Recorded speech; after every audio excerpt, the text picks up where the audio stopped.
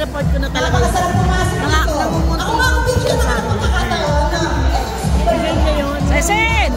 Kasi doon din nasa. Kung bibigyan ka ng pagkakataon at kayo ay babalik sa inyong edad dito sa nation. Kaya na po. Kaya na po kami. Sa table